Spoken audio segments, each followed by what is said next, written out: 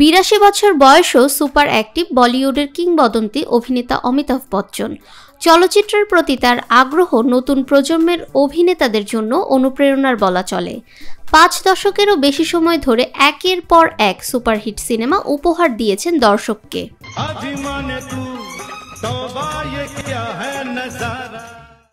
এবার নিজেকে ফিট রাখার রহস্য ভক্ত অনুরাগীদের জানিয়েছেন।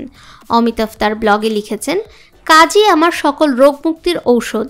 আমি কাজ করে যাচ্ছি, এটাই এনার্জি দেয়। कई बार मैं पहले भी कह चुका हूं कि एक कलाकार की हैसियत से এ কথা অস্বীকার করা যায় না। এই বয়সেও তিনি চুটিয়ে শুটিং করেন, এমনকি কোনো কাজে ক্লান্ত হন না তিনি।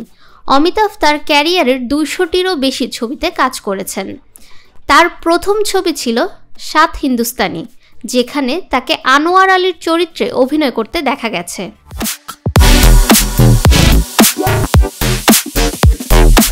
পরবর্তীতে তিনি প্রকাশ মেহরার জঞ্জির ছবিতে অভিনয় করেন। এই ছবিতে তিনি ইন্সপেক্টর বিজয় খান্নার ভূমিকায় অভিনয় করেছিলেন। এরপর শোলে, দিওয়ার, শাহেনশাহ, মর্দ, কুলি, আনন্দ এর মতো একের পর এক সুপারহিট ছবি উপহার দেন দর্শককে। শুধু সিনেমা নয়, টেলিভিশনের কেবিসিতেও তাকে দেখে মুগ্ধ হয়েছে দর্শক।